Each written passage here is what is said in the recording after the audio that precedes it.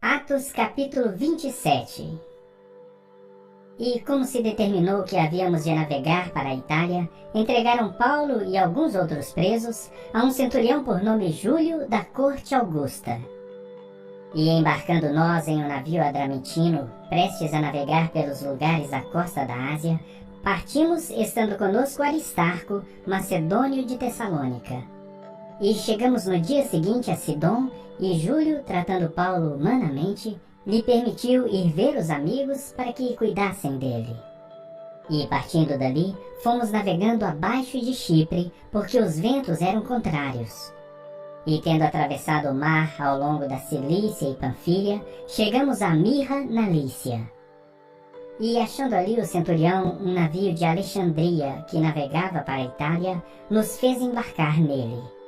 E como por muitos dias navegássemos vagarosamente, havendo chegado apenas defronte de Quinido, não nos permitindo o vento ir mais adiante, navegamos abaixo de Creta, junto de Salmone. E costeando-a dificilmente, chegamos a um lugar chamado Bons Portos, perto do qual estava a cidade de Lazéia. E passado muito tempo, e sendo já perigosa a navegação, pois também o jejum já tinha passado, Paulo os admoestava, dizendo-lhes: Senhores, vejo que a navegação há de ser incômoda e com muito dano não só para o navio e carga, mas também para as nossas vidas. Mas o centurião cria mais no piloto e no mestre do que no que dizia Paulo. E como aquele porto não era cômodo para invernar, os mais deles foram de parecer que se partisse dali para ver se podiam chegar a Fenice, que é um porto de Creta que olha para o lado do vento sudoeste e noroeste, e invernar ali. E soprando o sul brandamente, lhes pareceu terem já o que desejavam, e fazendo-se de vela, foram de muito perto costeando Creta. Mas não muito depois, deu nela um pé de vento chamado Euroaquilão. E sendo o navio arrebatado e não podendo navegar contra o vento, dando de mão a tudo, nos deixamos ir à toa. E correndo abaixo de uma pequena ilha chamada Clauda, apenas pudemos ganhar o batel. E levado este para cima, usaram de todos os meios cingindo o navio, e temendo darem a costa na Sirte, amainadas as velas, assim foram à toa. E andando nós agitados por uma veemente tempestade, no dia seguinte aliviaram o navio. E ao terceiro dia, nós mesmos, com as nossas próprias mãos, lançamos ao mar a armação do navio. E não aparecendo havia já muitos dias, nem sol nem estrelas, e caindo sobre nós uma não pequena tempestade, fugiu-nos toda a esperança de nos salvarmos. E havendo já muito que não se comia, então Paulo, pondo-se em pé no meio deles, disse: Fora na verdade razoável, ó senhores, ter-me ouvido a mim e não partir de Creta, e assim evitariam este incômodo e esta perda. Mas agora vos admoesto a que tenhais bom ânimo, porque não se perderá a vida de nenhum de vós, mas somente o navio.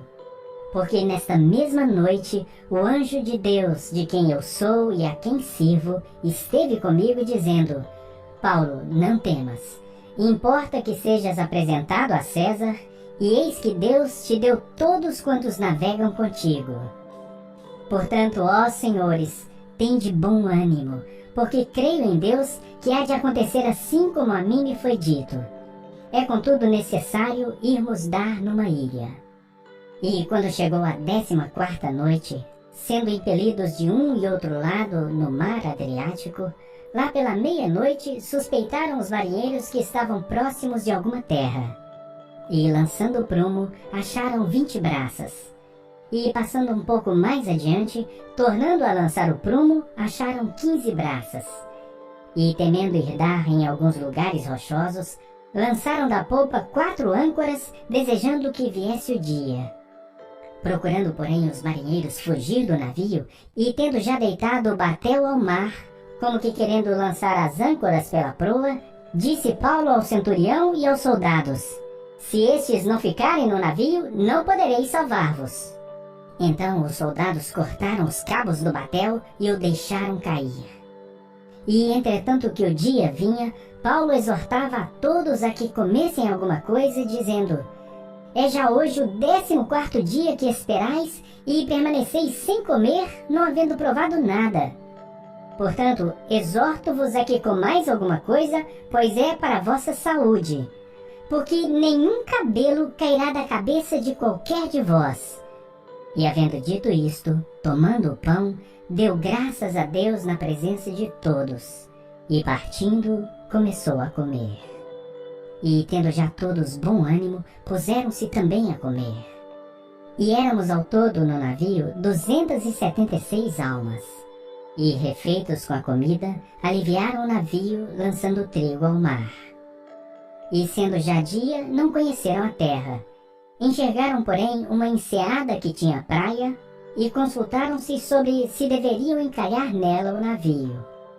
E, levantando as âncoras, deixaram-no ir ao mar, largando também as amarras do leme. E, alçando a vela maior ao vento, dirigiram-se para a praia. Dando, porém, num lugar de 2 mares, encalharam ali o navio. E fixa a proa ficou imóvel, mas a popa abria-se com a força das ondas. Então a ideia dos soldados foi que matassem os presos para que nenhum fugisse escapando a nado. Mas o centurião, querendo salvar a Paulo, lhes estorvou este intento. E mandou que os que pudessem nadar se lançassem primeiro ao mar e se salvassem em terra. E os demais, uns em tábuas e outros em coisas do navio. E assim aconteceu que todos chegaram à terra a salvo. Atos capítulo 28. E havendo escapado, então souberam que a ilha se chamava Malta. E os bárbaros usaram conosco de não pouca humanidade, porque, acendendo uma grande fogueira, nos recolheram a todos por causa da chuva que caía e por causa do frio. E, havendo Paulo ajuntado uma quantidade de vides, e pondo-as no fogo, uma víbora, fugindo do calor, lhe acometeu a mão.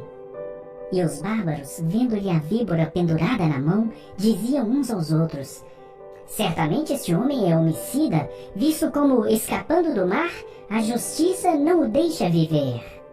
Mas, sacudindo ele a víbora no fogo, não sofreu nenhum mal. E eles esperavam que viesse a inchar ou a cair morto de repente. Mas, tendo esperado já muito, e vendo que nenhum incômodo lhe sobrevinha, mudando de parecer, diziam que era um deus.